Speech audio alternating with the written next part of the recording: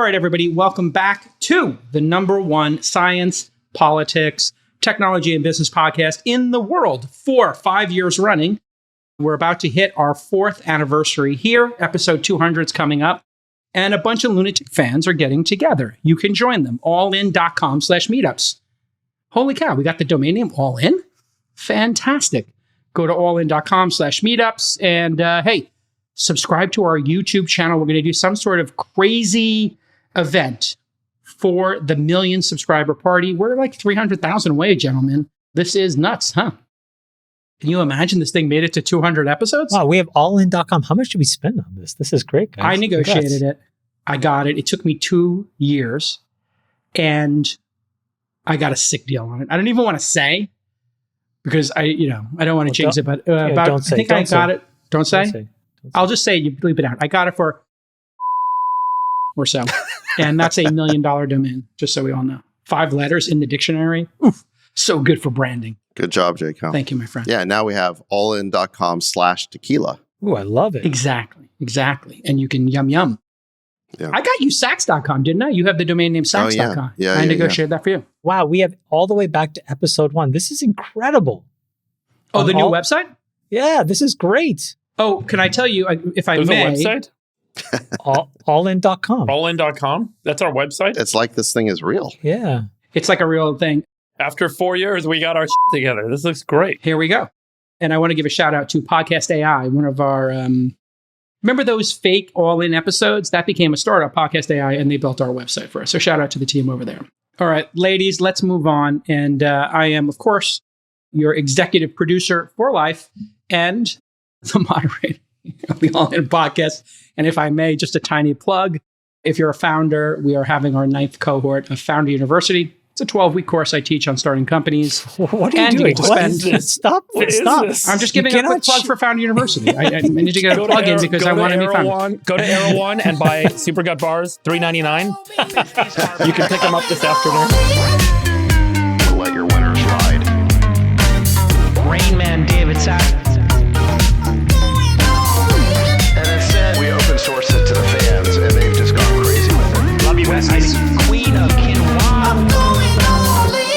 Speaking of that, your people used me in an ad, Friedberg. So don't talk about plugs. A few weeks ago, when I shouted out that Glue AI was hiring engineers, we had like 100 applications just from that.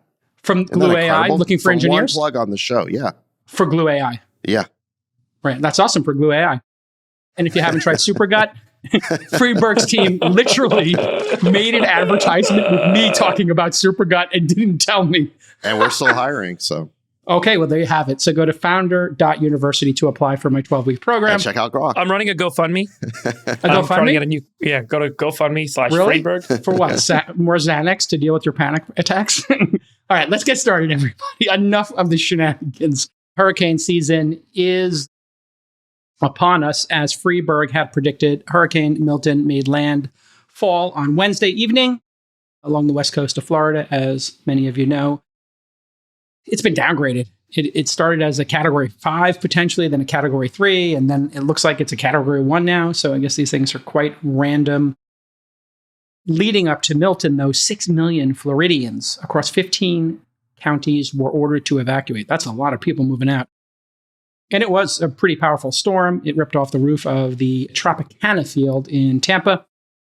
So far, the death toll is at 4, but it's expected to rise, sadly. And just 2 weeks ago, Hurricane Helene swept through 6 southern states, killing over 220 people tragically, devastating western North Carolina, and entire towns were wiped out.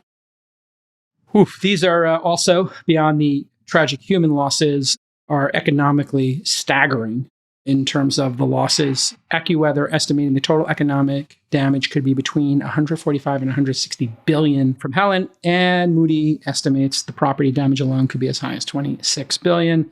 Tons to get into here. FEMA, Starlink, saving the day, tons of stuff. But Friedberg, back on episode 182, you predicted this would happen. What's causing all this? And let's just start with the science angle, I guess, before we get into the other political and insurance issues. Well, I think if you'll remember when we talked about this a couple months ago, the sea surface temperature was at kind of a record high in the Atlantic. And warm ocean temperatures drive moist air up that evaporates. The warmer the air, the faster the evaporation, and that starts to cause the movement of the air, which drives ultimately the hurricane. And then the hurricane sucks up more warm, moist air from the ocean, and it creates a feedback loop. So the more energy you have in the ocean, the more likely you are to accelerate wind forces in storms. And that's why you get these massive hurricanes that suddenly form seemingly overnight and go, like in the case of Helene, that hurricane went from a Cat 2 to a Cat 4 or Cat 5 in like 48 hours because of the energy that's stored up. And 90%, here's an interesting stat, 90% of the energy that we get from the sun is absorbed and stored in our oceans. The other kind of fact that's playing into this, if you pull up that Nature article, and this is something that I think you guys may remember we talked about. So this was an article that came out, a science paper that came out a couple of months ago. And in this paper, the scientists identified that removing sulfur dioxide from cargo ships that travel across the oceans is actually causing accelerated warming in the oceans. And the reason is that the sulfur dioxide forms cloud formations, and those as they travel across the oceans. And those cloud formations reflect sunlight. And in the absence of those cloud formations, that sunlight makes its way into the ocean, and you get more ocean warming. And by their estimation, removing sulfur dioxide, which causes acid rain, and that's the reason it's been pushed to be removed, and they started removing it in 2020, 2021 from cargo vessels. By removing sulfur dioxide, we are now going to see a doubling of the rate of warming of the oceans in the 2020s and going forward. Let me pause there for a second, just to make sure people understand what you're saying. Emissions from cargo ships block sunlight, which then, of course, reduces the heat absorbed by the oceans. And so we're now choosing between pollution of the air or overheating of the oceans. Am I correct in summarizing that? That's roughly it. And what is the pollution again? Sorry, I just don't understand. It's sulfur dioxide. Sulfur dioxide. That goes into the fuel of cargo vessels. And a couple of years ago, they started to implement these mandates that sulfur dioxide no longer be used in the fuel. As a result, when sulfur dioxide is emitted from these vessels, it goes into the atmosphere, and it actually triggers cloud formation. So now you have these clouds that are forming. And Nick's going to pull up this image right now. Yeah, here you can see that. So all of these tracks are these cargo vessels moving across the ocean. And as they move across the ocean, they create cloud cover. That cloud cover actually reduces the warming in the ocean because it reflects sunlight. So now that sunlight energy gets absorbed into the ocean. So this is another driving force that some people are now speculating maybe accelerating the warming of the oceans that we're seeing, which drives these extreme storm and hurricane events. And so this becomes a more frequent event. Now, a lot of people also... Can I ask you a question? Does that mean that we're mean reverting? Meaning, if we improve the quality of the fuel source that are used in shipping, doesn't that then mean that we're reverting back to what would have happened in the absence of these dirty fuel sources? Yeah. So in addition... No, I'm asking you the question. Is that true or not? So yes, we are no longer reflecting as much sunlight. And so for several decades... We had bad fuel sources. We had artificial cooling, effectively. We had an artificial cooling, and now but that's counter to the narrative of what we all think is happening. Oh, well, the argument is that we've actually been warming the atmosphere, which we have been. We can see the data that shows that everywhere, all over the earth, not just about sunlight coming in on the oceans and not just ocean warming, but the atmosphere is warming. The planet is warming. Mm-hmm. And so this is by blocking the sunlight above the oceans, we were artificially dampening that effect. And we were reducing the amount of heat energy that was getting into the oceans. So now by taking that away, we're seeing the heat energy in the oceans accelerate. And now the oceans are getting much, much warmer. Right. So the pollution was good? Turns out it was good. That's the paradox here, is that it was creating a blocker for sunlight. And to your point, Chamath, exactly, like, shouldn't we just be going back to what was normal? But at the same time, in the same system, we had heated things up. So this is a multi-factored system that we're dealing with, Friedberg. And I guess the takeaway from all of this is that we got to be really careful with what we do with the environment, right? Well, I mean, let's talk about economics, right? So how much real estate do you guys think is on the Florida coastline? What's the real estate value? Sorry, Freeberg, can you just anchor this? Like, was it that it was supposed to be a category 5 and now it's a category 3 when it hit land? Right. So what happens typically when storms hit land is they no longer have that hot ocean pumping energy back into the storm that keeps the feedback loop going. So the storm cycle starts to break down. All hurricanes, when they hit land, they start to break apart. And so the category, which measures the wind speed, actually reduces. This is just a natural thing that happens. But this was a category 5 hurricane. When it made landfall, I believe it was category 4. So, it was a massive hurricane. Right, so we should not dismiss it, because my understanding was Helene was Cat 4 when it hit North Carolina. But I read yesterday that what happened with Helene was it was Cat Milton 4 is Cat 3 when it hit Tampa or something. Is that not right? Yeah, so that's right. But what happened when Helene hit North Carolina, it was not a Cat 4. What happened is, as that storm moved inland, it hit the mountains, and the first mountains it hit are on western North Carolina. That area is elevated. There's mountains there. So when a heavy, hot storm runs into cold mountains, all the moisture dumps out. It's like it runs into it, and suddenly everything precipitates out of that storm. And that's why some parts of western North Carolina got like 18, some people measured as high as 30 inches of rainfall in a couple of hours. So this insane dumping happens when that hot air hits a cold region, and suddenly all that warm moisture precipitates out and dumps to the ground. So it ran into a mountain. It's effectively why everything fell out in North Carolina. Wait. So you're saying that it wasn't Democrats who basically... Right. I blame Putin.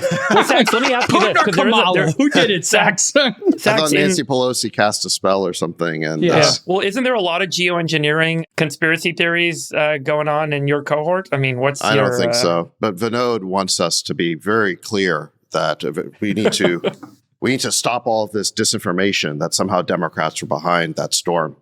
Well, so we can assure everyone that it was just precipitation. There's a lot of theory online that there's a ton of geoengineering being run by government agencies to drive these people storms. aren't taking that seriously. Well, okay. I mean, the origin of this, though, Freeberg, is people have done experiments for decades on trying to control the weather or alter the weather. And they're doing that in the Middle East by seeding clouds and creating more rain. We saw that with the Dubai floods. They said that might have been caused by overseeding of clouds, which they're doing there. And then there have been experiments just to, for the crazy laser people, conspiracy theorists on X. There actually have been experiments with lasers, being shot into hurricanes and storms, correct? Are you Alex Jones? Is that what we're doing? Well, no, I'm not saying Alex Jones special. I'm just saying that's the origin of where people are kind of building on this. There have been Okay, so let's just talk about the hurricane. I'm teeing it up for you to debunk it. Is what I'm doing here. Yeah, putting particulates in clouds to accelerate precipitation we've done that for 100 years. You can increase the precipitation rate when there's already clouds that have formed, but that has nothing to do with creating 200 mile an hour wind speed. That requires an extraordinary amount of energy. All of this energy, the oceans are like giant batteries. And when a hurricane gets going, that battery is accelerating the hurricane, and the hurricane sucks up more power from the battery, and it creates this incredibly dynamical system. There is no human-created energy system that can form a hurricane. A hurricane is an extraordinarily powerful natural phenomenon that arises from the amount of energy that can come out of very, very, very hot oceans, relatively speaking. So, that's really where these hurricanes are coming from. Now, they're going to be more frequent if the ocean temperatures remain elevated as they seem to be and continue to be elevated. And this can be a function of generally the temperatures warming on Earth, generally the removal of sulfur dioxide, generally these El Nino, La Nina cycles. There's a lot of factors, but it seems to be the case that we are having a very significant trend of continuously warmer oceans. And those continuously warmer oceans means that we're going to have what used to be called a 1 in 500 year storm, which is what Asheville is being termed at, 1 in 500 year. These sorts of storm events can happen every couple of years. And we're now looking at 1 in 100 year events happening every 2 to 3 years in the United States with the hurricane activity that we've been seeing. I think a lot of the conspiracy theories are built on actual experiments that happened. This one, Project Storm Fury, I'm sure you know about, was to try to modify hurricanes by putting in some chemicals that would freeze them and dull them. So they're kind of building on break it apart. Yeah, break it apart. So, there have been experiments here with altering weather, altering hurricanes, but that doesn't mean it's Putin, Pelosi, or, the Illuminati. Okay, so let's get back to brass tacks. So Well, let's talk about the economics. So there's $500 billion to $1 trillion of real estate value on the Florida coastline. And what used to be a 1 in 100 year event, the average Florida homeowner historically has been paying about 1% of the real estate value in insurance. So now, if your real estate is likely to be wiped out 1 out of every 20 years instead of 1 out of every 500 years, the cost of insurance gets to the point that it is untenable for most people to pay for their insurance. Florida has a state-backed reinsurance provider called the Florida Hurricane Catastrophe Fund. And this fund issues debt to meet its coverage demands because it reinsures insurance companies in order to incentivize them to come into the state and underwrite homeowners insurance. You should explain the loop here, which is you go and get a mortgage. The bank says you need to get insurance if I'm going to lend you the money to buy the home. So then a bunch of insurers need to decide that they're willing to underwrite that area. And then when they give you that insurance, they then want to lay that risk off and go to reinsure. Is that the cycle? That's right. And what's happening is they would normally underwrite that risk. They would say, this is going to cost, you're going to lose the value of your home every 100 years or every 200 years. But now the models are showing, because of the frequency of these sorts of hurricane events and the severity of the hurricane events, that maybe you'll lose the value of your home once every 20 years or once every 30 years. And no consumer is going to be willing or able to pay that much for the insurance on their home.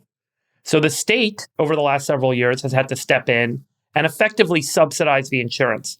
And now the state reinsurance vehicle only has statutory liability maximum of $17 billion in a single hurricane season. Now, I think they got lucky with Milton today, but some were estimating that the Milton losses were going to be in excess of $100 billion, bigger than Katrina. It's likely, as of this morning, the reinsurance websites are all saying it's probably a $40 to $50 billion loss event, which still exceeds the state's reinsurance capacity. So you can kind of think about Florida state's reinsurance thing being effectively bankrupt. It doesn't really have the capacity to underwrite the insurance anymore. So the real question for everyone is the federal government going to have to step in and start to support the price of homes? Because if they don't... Well, it's a terrible precedent to set, because if you do it for Florida, then you'll have to do it in Texas and Louisiana and Mississippi. And California with wildfires. And California fires, and Arizona. And Texas. There's going to be no way to create a clear demarcation of who gets a bailout and who doesn't. I mean, which will mean that everybody will get a bailout or nobody gets a bailout. That's right. Yeah. And if everybody gets a bailout, and if you think about how systematically unpredictable, at least in the southern states, the weather is, you're going to be talking hundreds of billions of dollars a year, probably. The total value of all mortgages and homeowner mortgages in Florida is $454 billion. And those people typically have, a debt to equity ratio probably on the 50 to 80% range. So if the value of your home dips by 25% because everyone starts selling their homes, leaving Florida, or they can't get insurance, then the people that live in Florida, most of them have their net worth tied up in their home, are going to see their personal net worth wiped out or cut in half. So it's not just an economic problem, it's a social problem that now there are so many people that have put their entire net worth into their home, and the value of their home is written to a point that it no longer makes sense given the frequency at which homes are going to get destroyed. That's probably the reason why they'll have to do it, because they'll... Exactly. But then that calculation will have to happen for every single homeowner in every single state where this is an issue. Yeah. But wait, Freeberg, are you saying the entire Florida coastline is no longer economically viable? No, it's totally viable. It's just the question is, what are you willing to... At what price? Will you pay 5% of your home value for insurance every year? Will you pay 2%, 3%? If the expected life of a house is 20 years, then no, that's not viable. It becomes very, very untenable. Well, it used to be 1 in 500 year. Now it's But probably my 1 in question 50. is, does right? this apply to the entire coastline or just parts of it? Well, I mean, you saw that the range at which these events can happen is all over the place. And the challenge is the events are getting more significant because of this warm ocean weather that we see, this warm ocean temperature. And the only good news, Freeberg, is that now people are building the first couple of floors in high rises in Miami and homes on stilts with concrete and with resistant, saltwater resistant material. So there is a counter to this. So we might be looking at an investment in climate resilience. That's right. Yeah. So it might actually be an opportunity to upgrade all these homes to resistant ones using another set of technologies. But the bailout is really interesting too, Sachs, because Florida's got a lot of electoral college votes, doesn't it? Like, I hate to bring this back to politics. But, promising people bailouts is how these politicians seem to be getting votes these days. Yeah, but is anyone talking about a federal bailout? I mean, this is something you're predicting? I think what Friedberg is saying is that there's a pretty obvious parade of terribles here where the question will have to be answered one way or the other.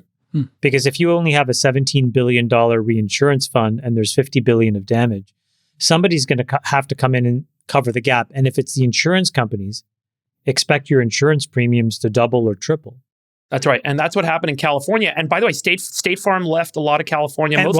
This is what I was going to say. Most of these big insurance companies have already done the calculus to realize that these regions are no longer profitable enough to justify the downside risk. That's 100%. The bigger problem. So then the ones that are left are insolvent reinsurers or insurers that are just funding short-term ARBs because they know that the odds are they're going to get wiped out. So they'll price gouge effectively. So a different example is that here where I live in Menlo Park, we're not in a floodplain. We're not in a fire region, none of that stuff.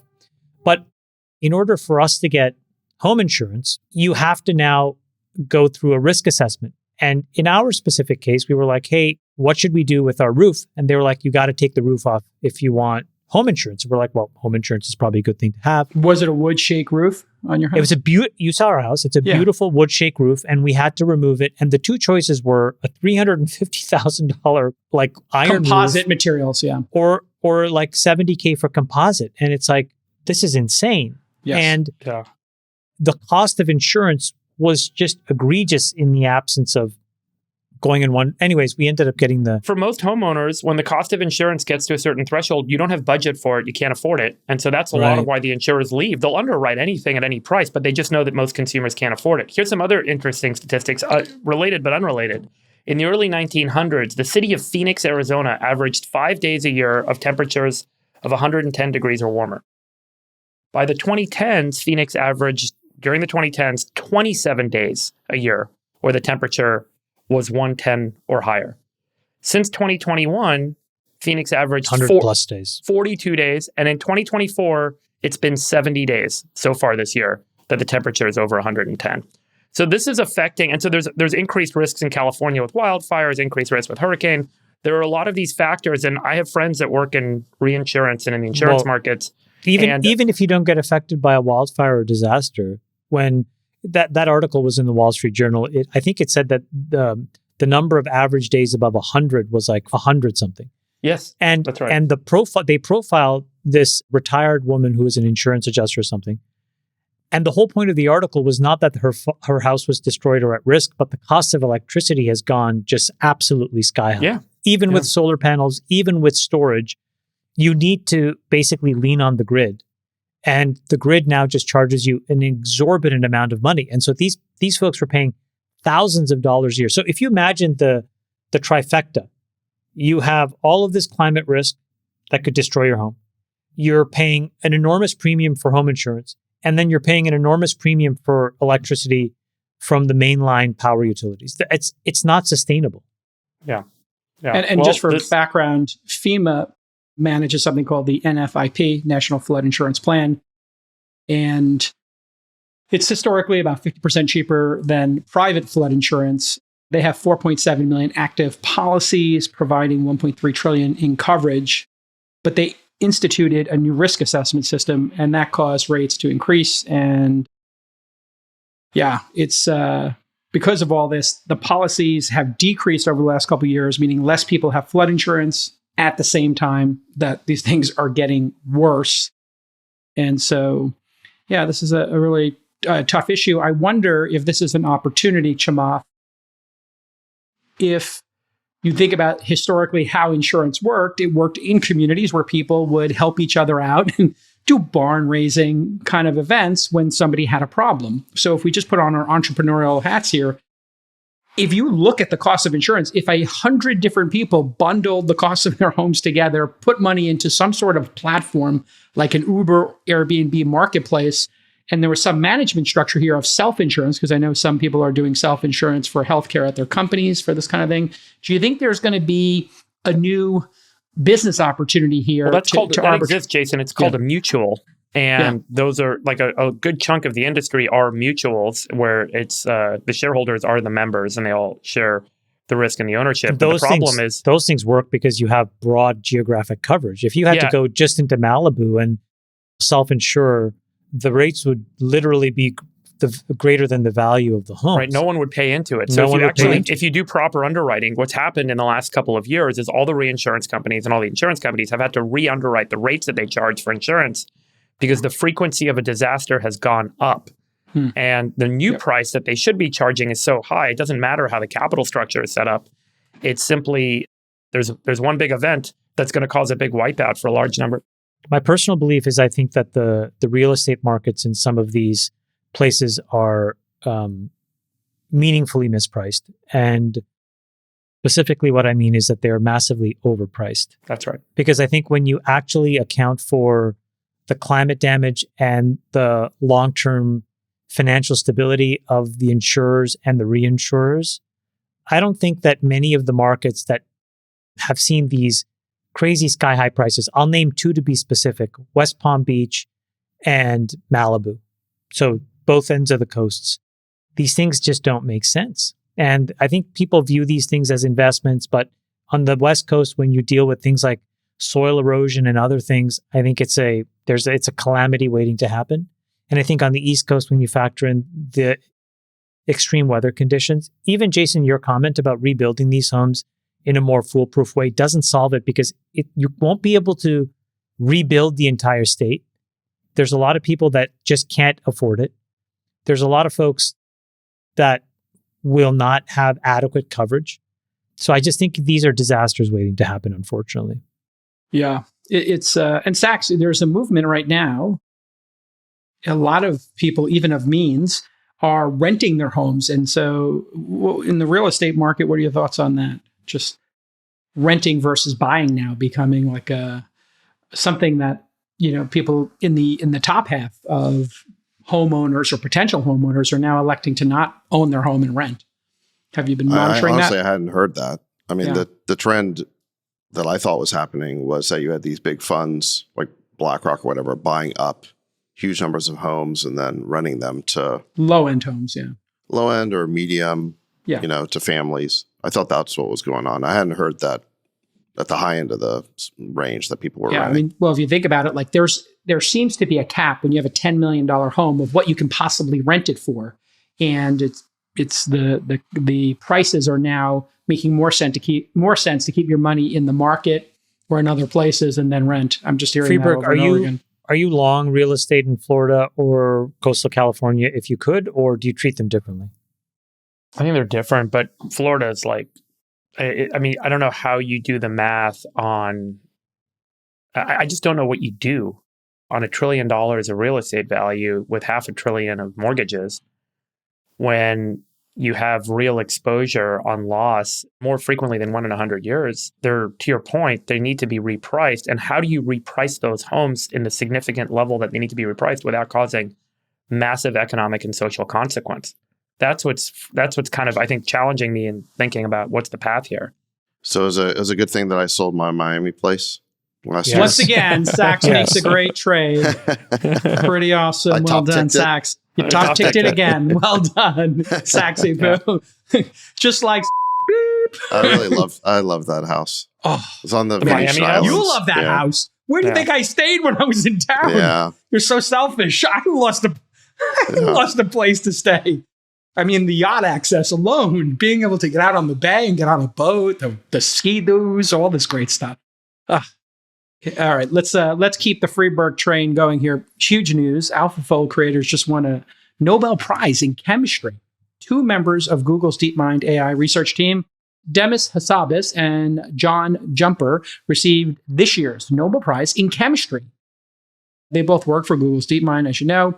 And Freeberg, again, all in getting there first, explained what AlphaFold was back on episode 14 in December of 2020. That was almost 4 years ago. Freeberg, maybe you could explain. Did we predict that they would win the Nobel Prize at the time? I believe you did. We'll go check the receipts using podcast AI search engine. It became much more likely that they would win the Nobel after they won the breakthrough prize. I mean, just to point this out, but Yeah. Shout out Yuri Milner shout out Yuri and Julia, because when those guys won that award for 2023, and you heard the extent of what they've done, it was almost like obvious that they were going to win a Nobel after the fact. So I think the really interesting thing is actually in this community, I think the breakthrough prize is actually meaningfully more relevant and a positive directional indicator to breakthrough science. Well, it's kind of like winning Sundance or Cannes. You win the Palme d'Or, you become a favorite to win at the Oscars, right? In the Academy Awards. So that's actually interesting. The regional or more industry-centric award could lead to the next one. So Friedberg, just explain to us why this is so important before I we go on. I just think it's much more rigorous than the Nobel. I think the Nobel can be a little bit gamed, I think. Oh, interesting. Okay. What do you think, Friedberg? Explain to the audience why this is important and what's transpired since we talked about it 4 years ago. There's been a long challenge in biochemistry on understanding or predicting or visualizing the three-dimensional structure of proteins. Because remember, proteins are produced by long chains of amino acids. And those amino acids are kind of create like a beaded necklace. And then the whole necklace collapses on itself in a very specific way. And that three-dimensional molecule, that big chunky protein, does something structurally, physically.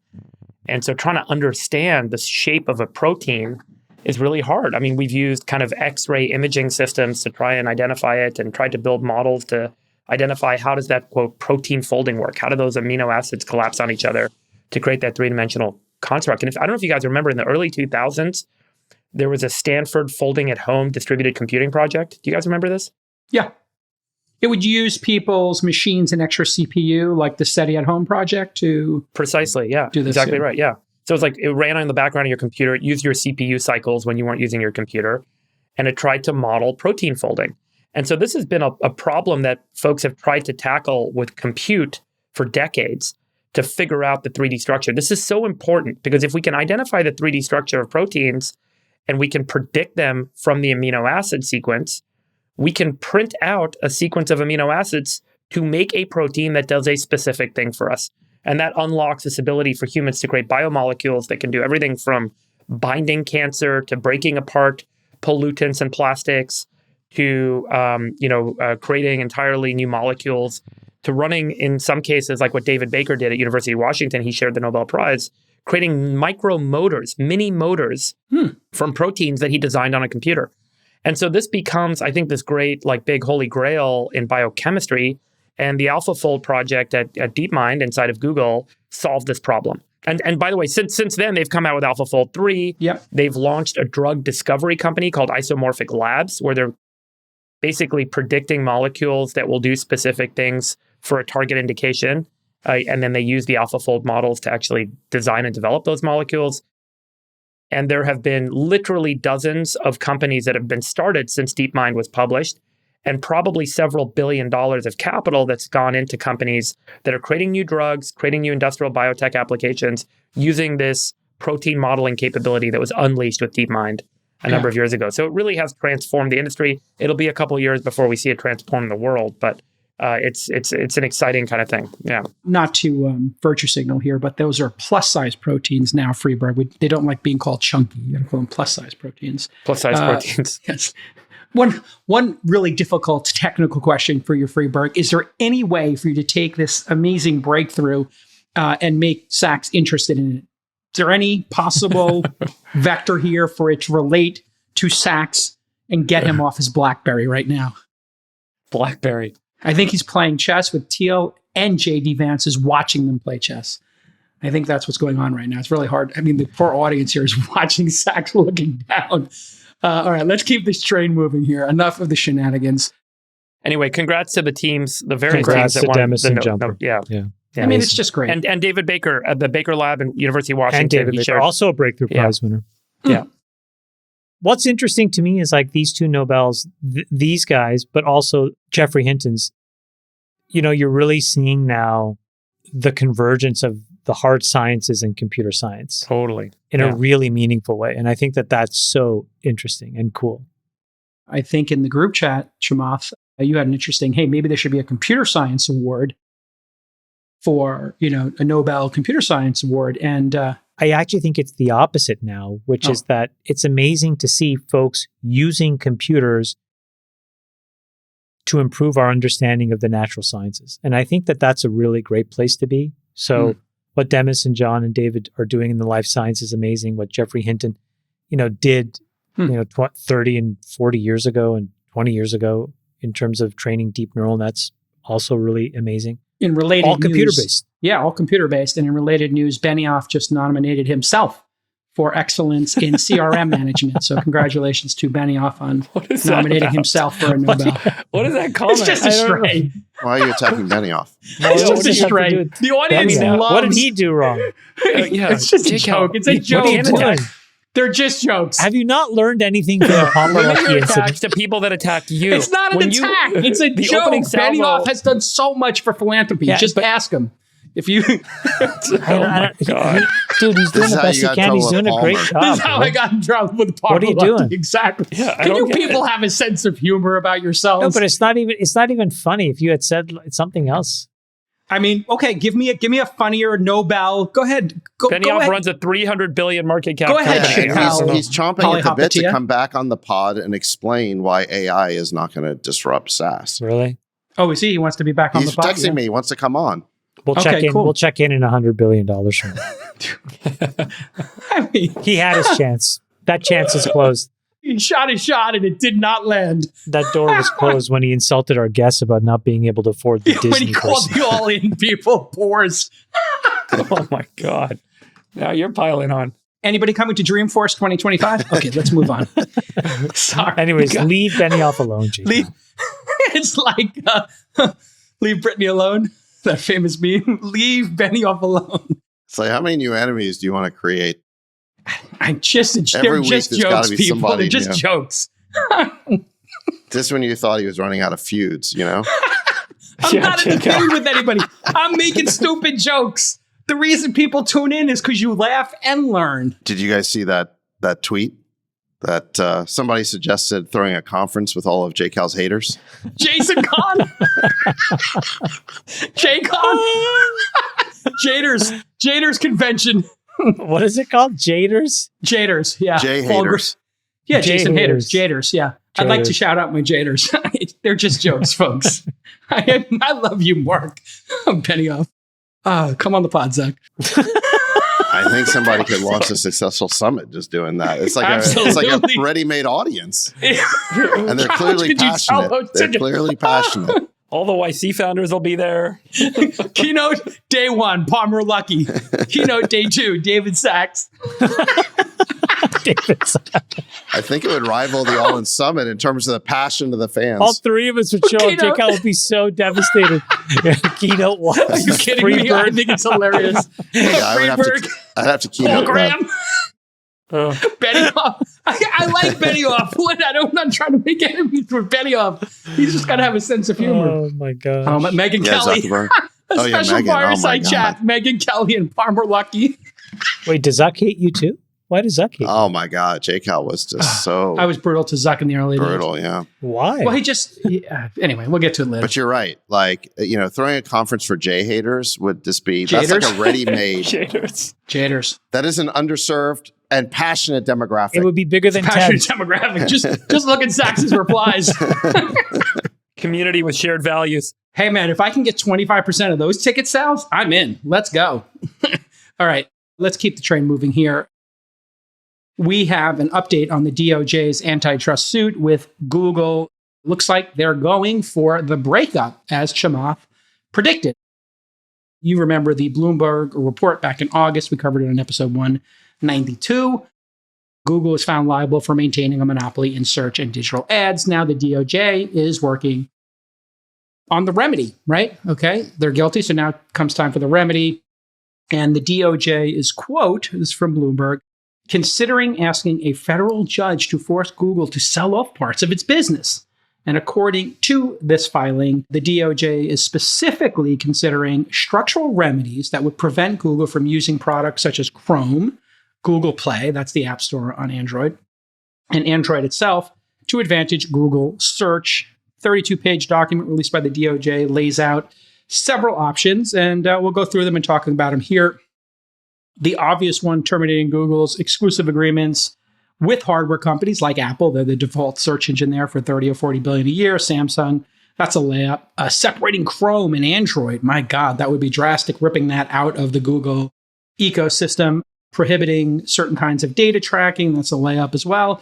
Or other behavioral and structural changes for the company. I'm going to pause there, Friedberg, and get your thoughts on this as a former Googler, and you interviewed Sergey at the summit, but I don't think we talked to Sergey about this because obviously he would not be able to talk about it. So what are your thoughts here on a potential remedy? I think we've talked about this. I mean, look, I've shared in the past my belief that companies that are big, that have excess capital, that then invest that excess capital in R&D can be a net benefit for all of us.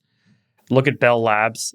Bell Labs had a monopoly through their association with AT&T, with developing radar, microwave, the transistor, integrated circuitry, information theory, everything that is the basis of the internet, computing, even nuclear technology, and so on. It's because they had this extraordinary capital flow from the scale of the business, and they were able to invest in R&D. Similarly, Google acquired and invested for many, many years in DeepMind.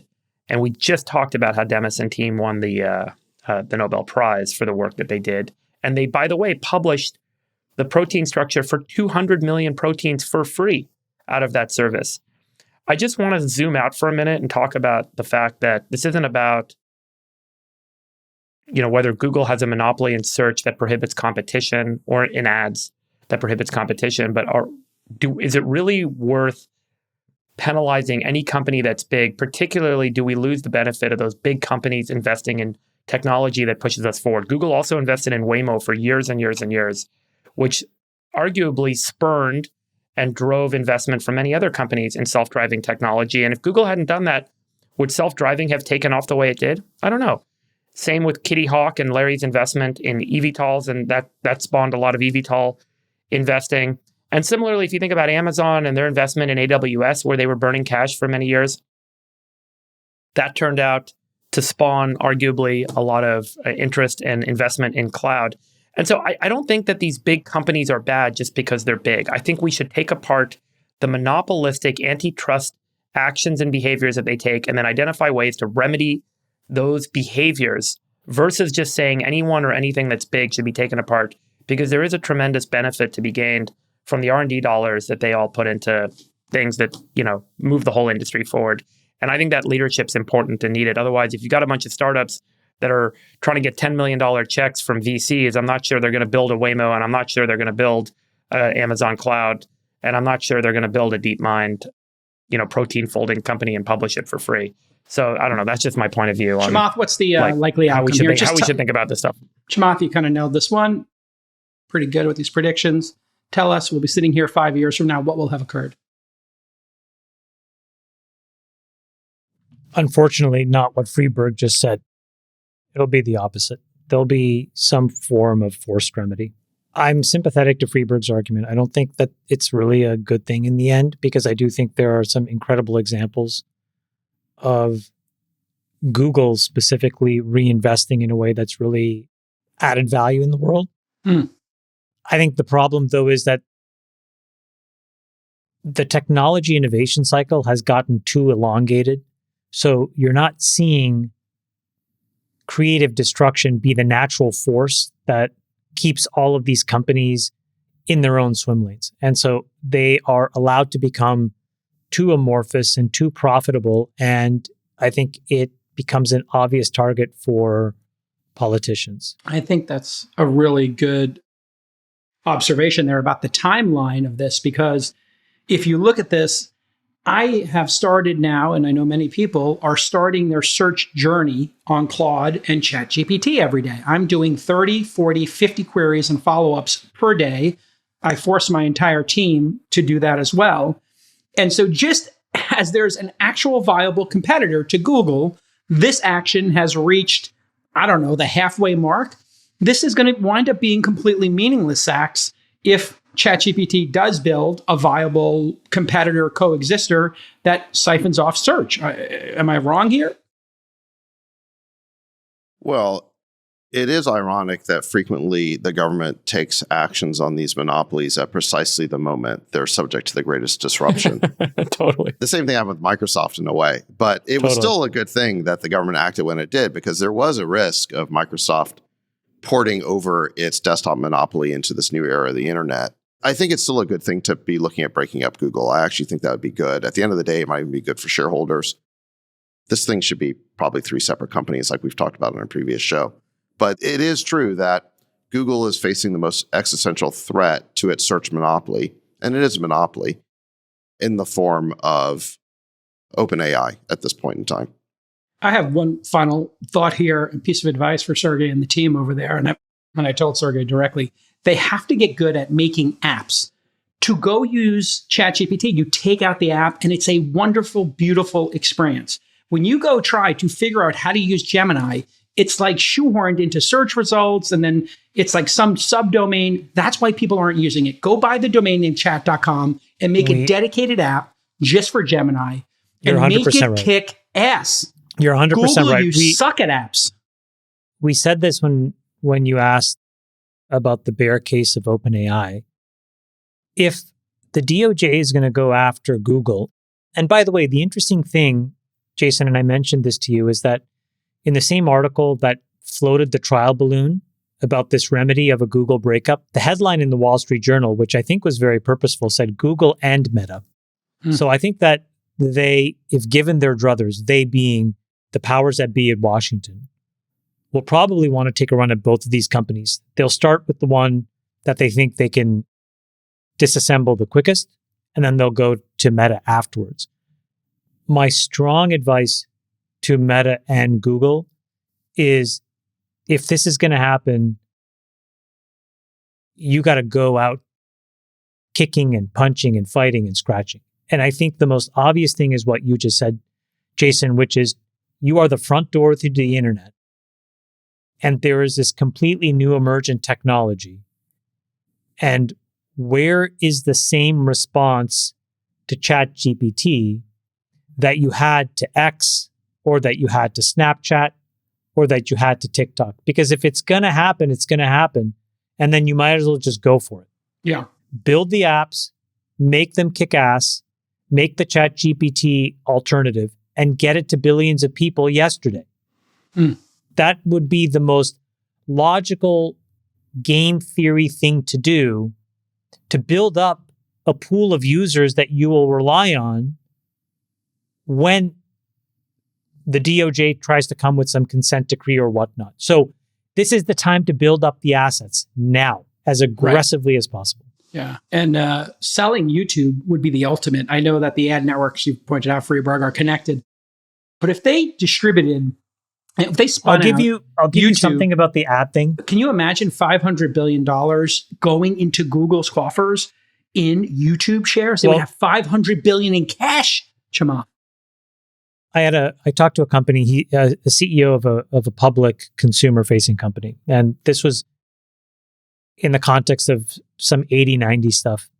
And he said that he and 2 other CEOs, the 3 of them, you guys would all know, these are very big companies, the 3 of them combined are particularly large.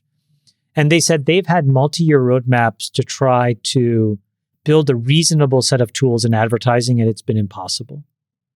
And partly why is that the tools that the big folks offer are so good that they just cannibalize and run over the entire market. And so what they hear from CMOs is, we would love to advertise on your company, your site, but A, your tools are substandard, and B, even though your inventory is cheaper, you just don't give us the same scale and breadth that we get in these other big places. I'm not saying that that's either right or wrong, but through the lens of probably what the DOJ sees is when a lot of these folks write letters to them talking about what they're going through, this is what they're saying. And I suspect that if you could actually have a more fragmented market in some of these key markets, it's going to be a little bit easier for these smaller companies to have a business. Yeah. Now, you could say, well, tough luck. You tried and you couldn't build it. I get that argument, and I think that at some point that is legitimate. But the problem is, if you're public and you're trying to make your company profitable, what do your engineers want to work on? They want to work on consumer-facing forward features. And so what always falls off the list? It's the stuff at the end. The ad tech, yeah.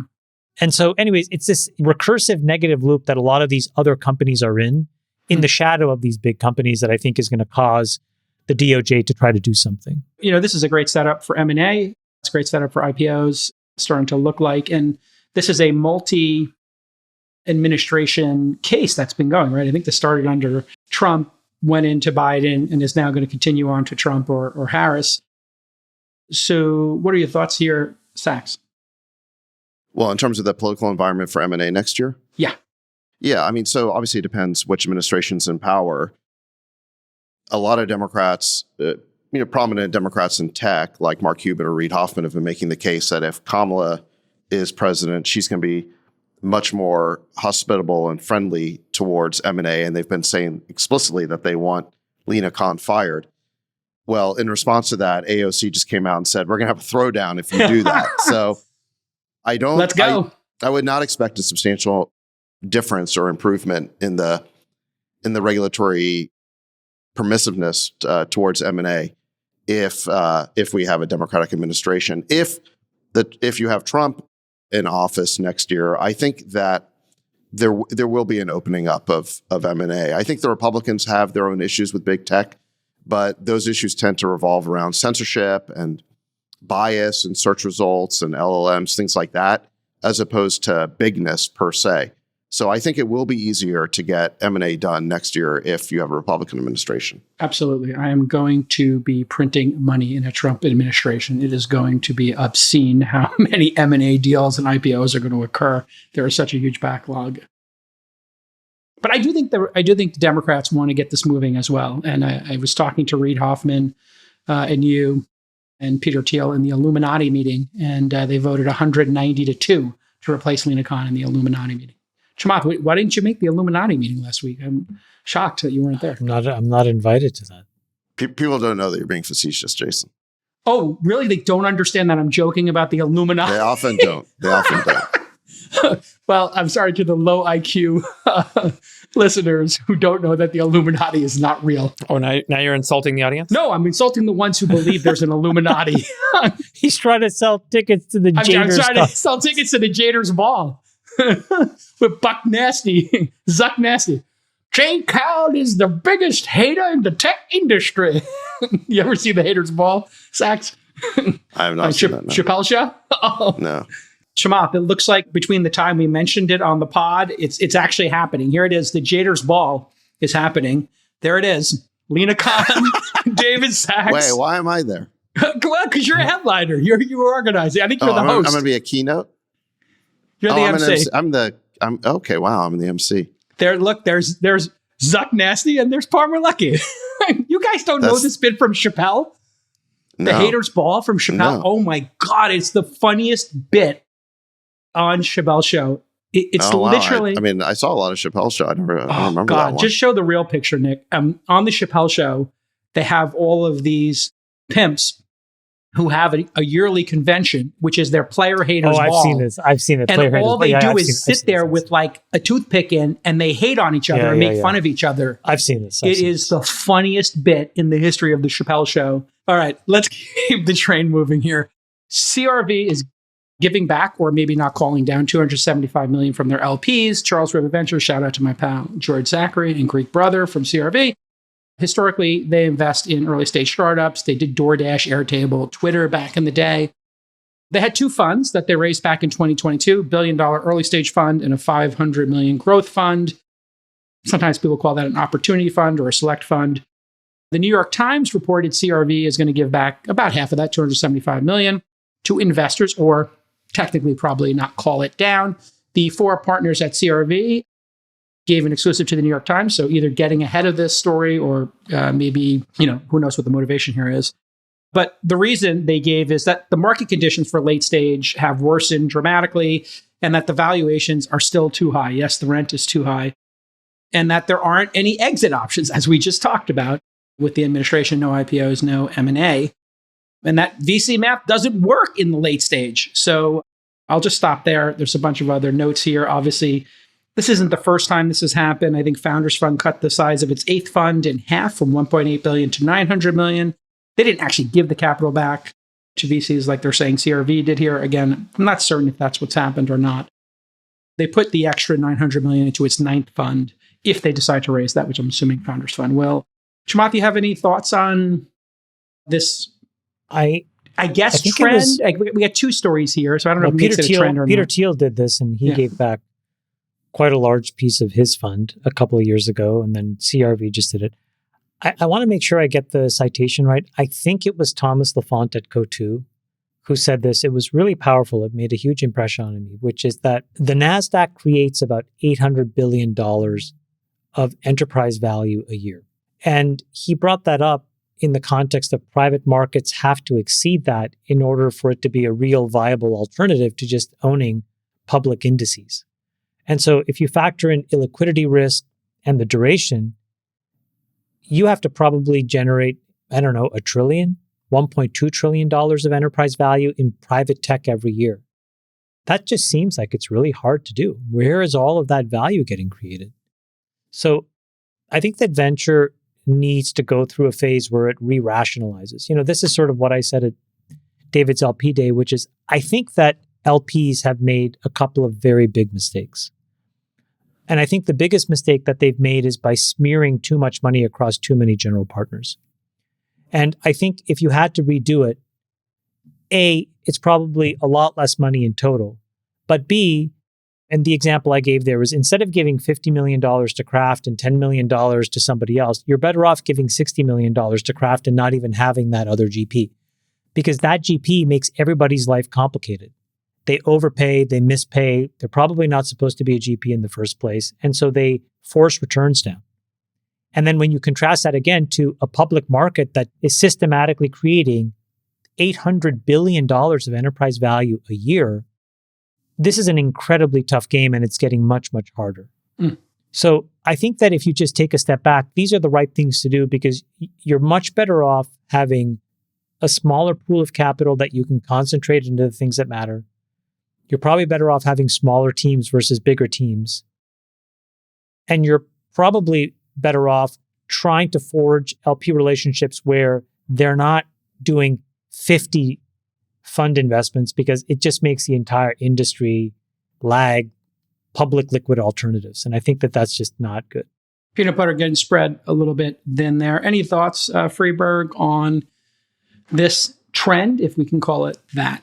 Or is this like maybe they're reacting right as the market is changing and valuations are getting more reasonable and the exit opportunities are getting more reasonable? It seems like this was the right reaction 2 years ago, but maybe it's the wrong reaction now. What do you think, Freeberg?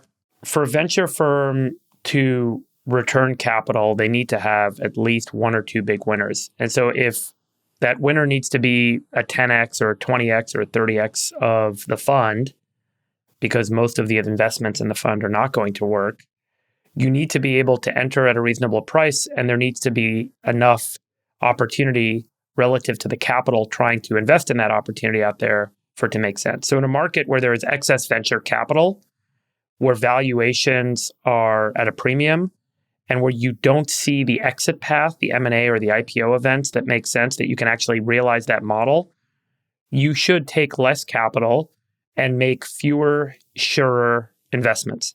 And I think that that's what some folks have realized. They don't want to be chasing, highly valued, inflated opportunities, and they don't want to be putting capital into tier B or tier C opportunities just for the sake of deploying capital. This is a really interesting moment where you can kind of see who are the right folks in terms of thinking long-term in Silicon Valley, long-term in terms of building an investment practice in private venture, and maybe who are folks that are trying to build their AUM stack. And folks who have done reasonably well, like Founders Fund has probably the most exceptional track record in Silicon Valley as a venture firm. They are very cognizant of the market conditions, and I think that they're being very smart. By the way, the other thing I've heard from LPs is they're similarly trying to find more concentrated capital themselves. So they're trying to put more capital to work in fewer managers. And so there's a real wheat from the chaff moment happening in Silicon Valley venture right now, what I think a couple of years ago was, hey, everyone's going to go do a startup. A few years ago became everyone's going to go do a venture fund. And now I think the froth that has occurred because of that is being cleared out.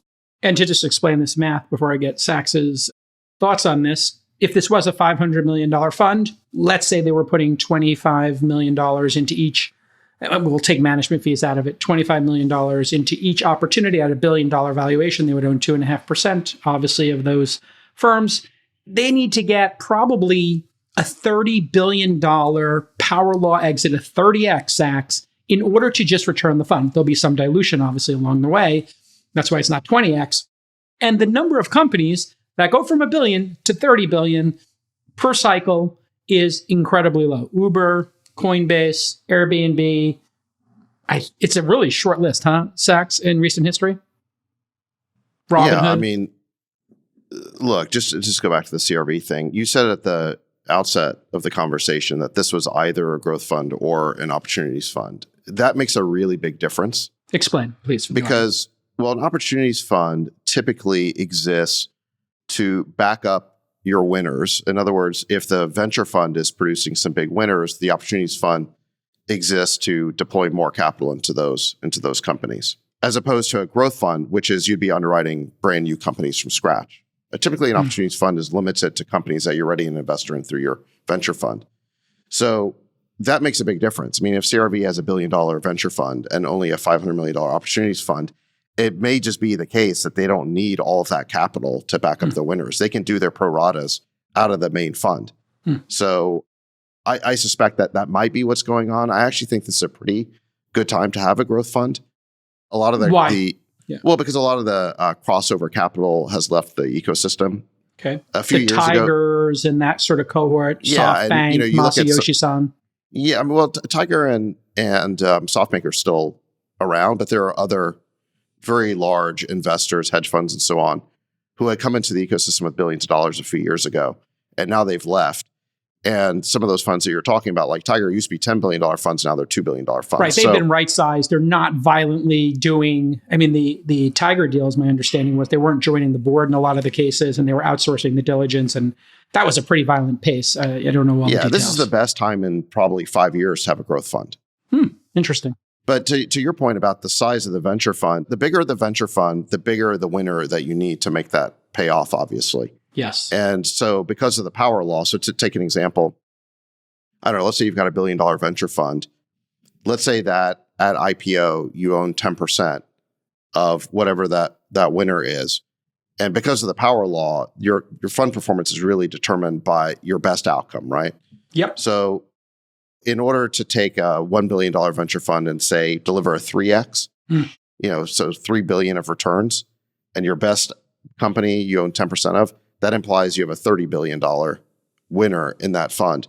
And there are precious few outcomes where you have a $30 billion IPO, right? Yeah. This doesn't happen very often. Count them on two hands the last cycle. Right. Like I just did. You got Uber, you got Robinhood, you got Coinbase, Stripe will eventually come out. You got SpaceX. Well, that was 2 cycles ago. So, I mean, yeah, you're going to need to have a meaningful ownership position in a massive company in order to make a fund that big payoff. The data that I think LPs look at shows that smaller venture funds tend to perform better for this reason. $500, $600 million funds. So yeah, I personally wouldn't want the pressure of $1 billion venture fund. That would be really hard. As a $500 or $600 billion venture fund, you kind of need to have or want to have like a decacorn outcome to make that a great fund. But to have a $30 billion plus outcome, it's even more difficult. Moving on, Pew just published some really interesting research on TikTok. If you don't know the Pew study, they've been doing it for decades. It's very well respected and bipartisan or nonpartisan. 4 in 10 U.S. adults aged 18 to 29 are now regularly getting their news from TikTok. Here's some charts for you to take a look at. As you can see, the younger generation is really spending a lot of time on TikTok and getting a lot of their news there. I know this because I've talked to a bunch of kids about this. And people that use TikTok, 52% are regularly getting their news from the platform. And that number has skyrocketed compared to other social platforms. Take a look at this chart. Here's X. 59% of people say they get their news at X. It's really a news platform, so that makes total sense. You look at Facebook, it's, 48% right now, Reddit 33%, YouTube 37% in 2024, Instagram 40%, but TikTok 52%, up from 22%. So it's no longer just dancing. And this is the reason I think many people in the government were concerned about the attack vector that the CCP would have in the United States, since they still control the company. For services like Snapchat, LinkedIn, and WhatsApp and Nextdoor, it's below 30% get their news from there. There's your Truth Social there, Saks, 57% of people get news there, and Rumble, 48%. So what's your takeaway from this, just Saks, looking at it and this impact that TikTok has? Is this concerning on a national security level, since the algorithm's a black box and you could tweak it if you really wanted to really change sentiment, and young people are obviously very impressionable on this platform and they're big users of it? Well, I thought there was other data in this study that should calm people's fears that TikTok would somehow be used as a political weapon. So in the same survey you're talking about, 95% of adults that use TikTok say they use it because it's entertaining. So that's the main reason people use it. And only 10% of accounts followed by U.S. adults post content related to political or social issues. Okay, that's posting and the main reason, right? Sure. Yeah, but so basically 90% of the accounts that get followed aren't even posting political or social issues. They're there for entertainment, as people watching dance videos, as people that's watching. Definitely, The main thing I use it for is to watch wrestling highlights. So you're a wrestling guy? Yeah, I'm a wrestling fan. What? Yeah. You're into this kabuki theater of wrestling? This is new information. I'm looking for 20. Yeah. I get my WWE on TikTok. Because I don't have to watch the whole Who's your favorite? Are you a Hulk Hogan guy? Are you an Undertaker guy? Vince McMahon? I mean, Jimmy Superfly Snuka.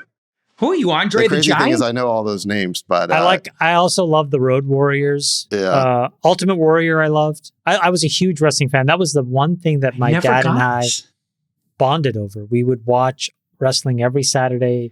Saks, did you ever watch the specials on Saturday night? Oh yeah. Oh, those were so great. That was the era of Hulk Hogan, for sure. Saturday night's main event. Randy Macho Man Savage. Oh, Savage, yeah. Savage is great. I mean, look, my all-time favorite was Stone Cold Steve Austin. Stone Cold is great. I marked out the hardest for Austin. He was anti-woke before anti-woke became a thing. Totally. This is crazy. You guys are into wrestling. And Flair. I love wrestling. I'd say Flair was number 2 for me. Wait, hold on. Have you gone to a wrestling event did you only like the WWF at the time, or did you like the NWA as well? They had their moments. When Hogan turned heel and joined the was it the NWO? That was like a big moment. I'm a big Andy Kaufman wrestling fan. That was my only interest, is when Andy Kaufman came in there and trolled them. But have you been? Andy Kaufman. Yeah, that was like in the 1970s, wasn't it? Or it was 80s. Remember, he was on David Letterman with Jerry Lawler, and he comes to a wrestling match, Saks, in the South. And that was where I grew up, in my hometown of Memphis. Right. So he goes there and he gets in the ring and he says, "All of you rednecks, I want to show you some new inventions. This is called soap. And this is called a washcloth. And you use it to clean yourself." And he's like just mocking the Southern accent and Jerry Lawler. I remember Jerry Lawler smacks him and on Letterman. Oh, it's the greatest. No, it was a huge deal. I mean, where I grew up, because this was like on the local news. Yes. When I grew up in Memphis, there was no professional sports teams. Okay. All we had was the Memphis State basketball and wrestling every Monday night at the Mid-South Coliseum. That was it. That was like professional sports in Memphis. You also had probably like some state fairs or, like best goats, best sheep or something. Lawler was so popular that he could have been elected mayor. In fact, I think there was talk at one point of him becoming mayor. Wow. Yeah. I mean, the intergender champion, Andy Kaufman. Did you guys like Mouth of the South? Jimmy Hart? Oh, Jimmy of Hart? course. Yeah. He was amazing. He was like the main heel manager for a while. Yeah. Okay. This is before the WWE took over. I guess it was called WWF back then. But there were all these little fiefdoms and kingdoms. And Mid-South wrestling was like one of those kingdoms. And Lawler was like the king of it. And then you had all these guys come in and out and wrestle. Friedberg, You ever watch wrestling? And what do you think of this TikTok survey? I don't watch wrestling. Okay, very good. And TikTok survey, anything worry you? No? Any thoughts? Looks like they gathered some reasonable data. Okay, there you go. There's your But just to finish hard-hitting... the point, my point was that it's mostly an entertainment app where people go to watch dance videos, wrestling clips, style influencers, and so on. And I think that this idea that it's somehow a propaganda tool around, programming our youth, I think that's a moral panic that's been exaggerated. What do you think the odds are that TikTok is hacked to allow you to passively listen even when the app is not being used? 0. You think I mean, it's not definitively 0? No, like 5%. I think that's very unlikely. Yeah. Because someone said that was there was some code that enabled that in the early version of the app, and then some other people audited it, and they said they did not find evidence that there was any technology. And Apple's got a very good audit system for this. Did those same iPhone. people audit WhatsApp? And then it turned out that it was Telegram. you could hack Do they it. passively listen? Yeah. Does WhatsApp passively listen? Yeah, it's one of the most well-known breaches. Well, maybe they do. Maybe it's I'm 10%. 100% certain that the CCP is using it because people have tracked already journalists using it. So if they've already done it, it's 100%. Now, I don't know about the passive listening, but any thoughts on 50% plus of young people getting their news here? Chamath, any news on that? I mean, obviously, we don't have evidence that it's being used currently to manipulate people, but it's over 50% of young people are now getting their news there. Or say they're getting their news there. I bet more than 50% of young people are getting their news from podcasts, and those podcasts get chopped up and clipped, and then people watch them on TikTok. Yeah, for sure. I bet that's how it's happening. There are a lot of people who think this show is a TikTok show, and they don't know it's a big show. Yeah. We'll have to prepare for a brave new world in the following way. There was an article, I think it was in the Wall Street Journal, that said that Russia and Iran were paying low-level street criminals to create chaos. Okay, and I read that article and I thought, okay, well, what does this mean if you actually extrapolate this? Which is that the hot wars are very complicated, not worth doing. These disruptive fissures are the better way to sow chaos. And it occurred to me then that tying this back to something that we saw before, it does make sense for a lot of folks to sponsor a lot of long tail content that say a lot of different things. I think that just is pretty obvious. And so I think that if you put these two ideas together, it stands to reason that a lot of people will be paying influencers a lot of money to create all kinds of content that is specific to a perspective that they have. And then on top of that, if you can algorithmically amplify one over the other, you're going to have issues. Is it the biggest issue in the world? Probably not.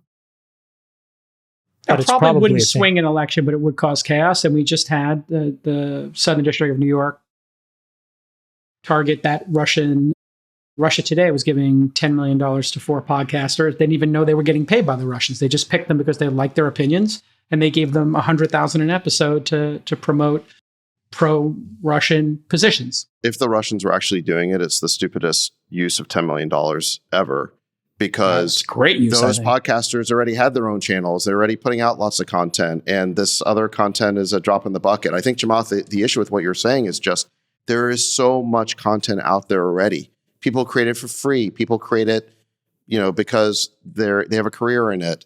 There's a whole long tail of influencers. There is so much content out there already, through podcasts, through websites. It's all being chopped up, that trying to do it as some sort of disinformation strategy, I think is very hard to do, because it's just, when there's billions and billions of impressions, any effort that you try to engineer ends up just being a drop in the bucket. I agree with that. Yeah, it's definitely a drop in the bucket. But that's it makes sense in theory, goal. But yeah, it makes sense in theory. It's very hard to do in practice. Yeah, the goal is not to win any specific argument. It's to create mistrust in the entire news ecosystem, in the information system, so that people give up trying to figure out what the truth is. And that's what the Russians I think the and mainstream KGBs media is doing that on their own.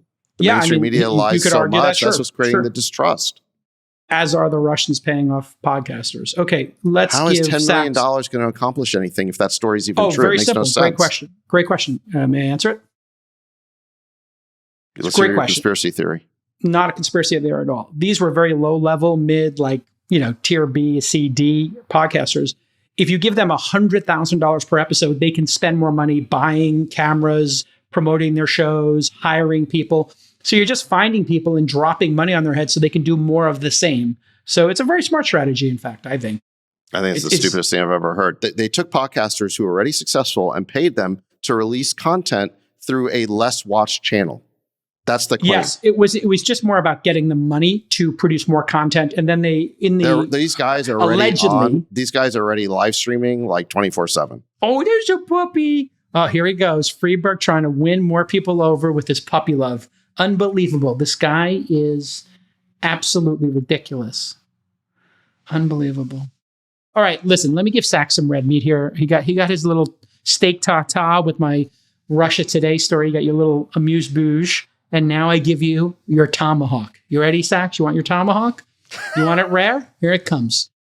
2024 election update. The betting markets and polling indicate a really tight race, but maybe Trump is surging this week. Polymarket, which is a betting market, has Trump 55-45 versus Kamala. Kalshi, another betting market, 52-48 Trump.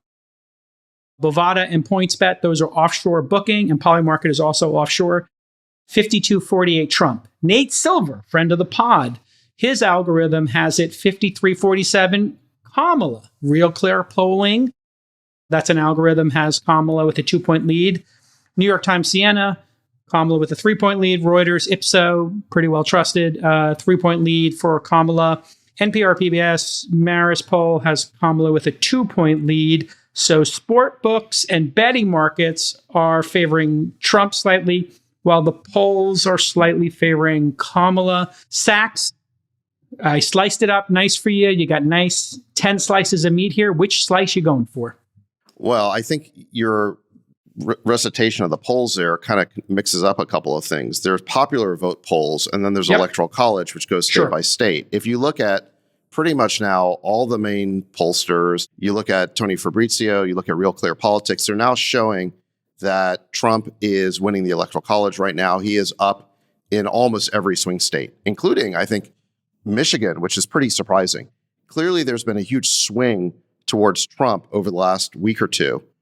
And look, there's still 25 days to go, so anything can happen. I don't want to overstate this, but yeah, this is a good example right here, showing that Trump I think now the has a lead in every college swing.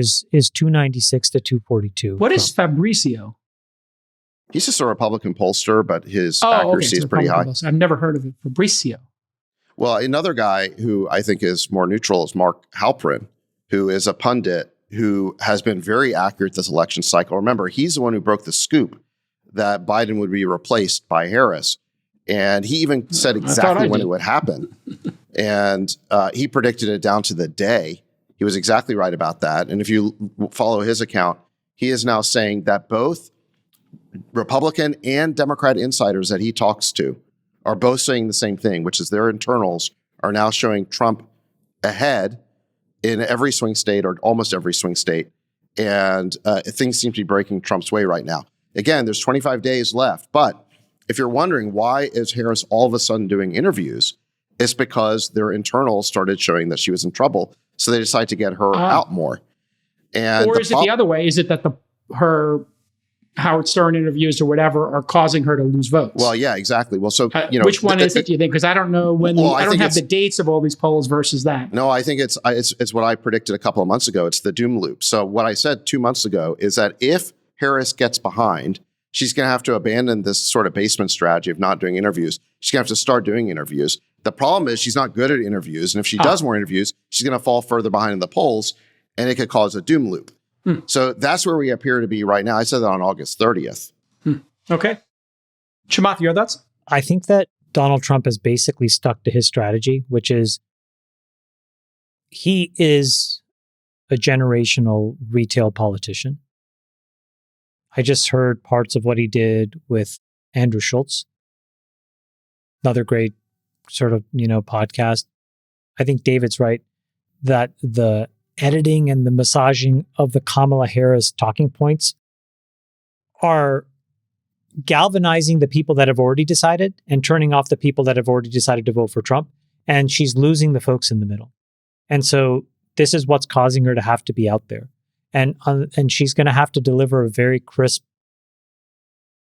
message. And I think that right now it's been a little bit lacking, which is why you're seeing the polls, at least the Electoral College, which is really what matters at this point, turn Trump. So she's going to have a bit of an uphill fight between here and November.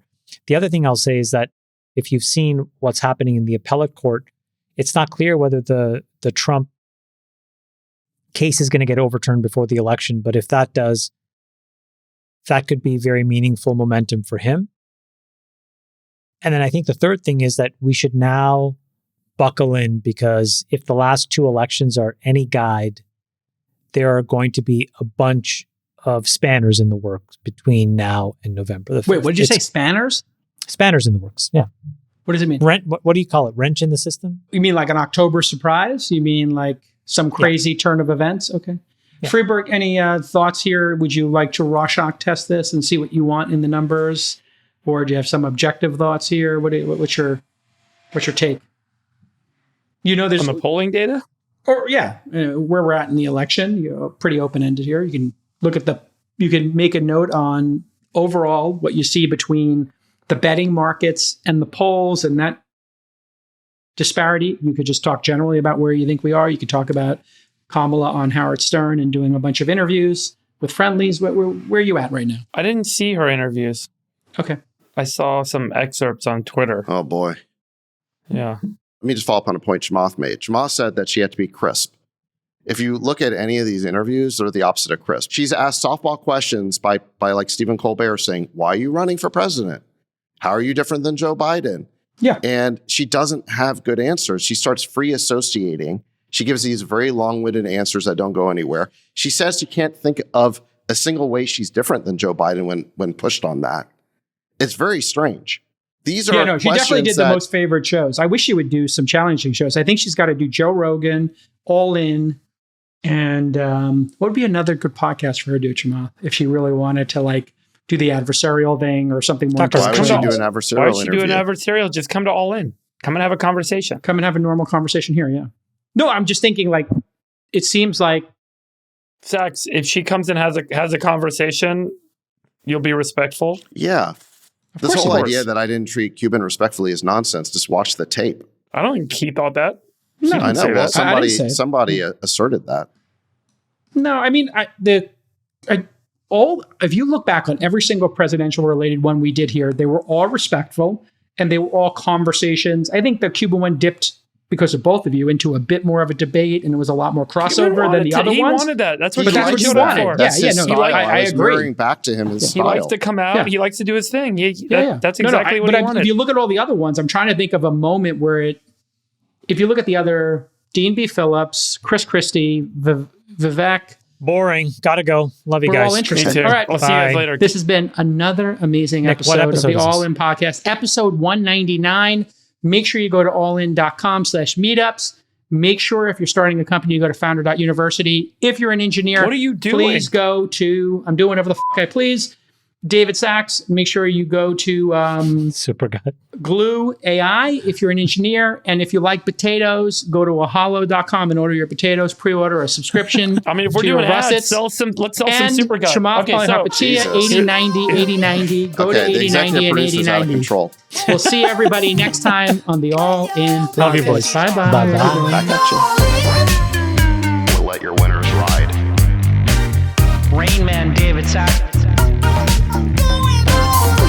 And instead, we open source it to the fans, and they've just gone crazy with it. Love you, Bestie. Queen of quinoa.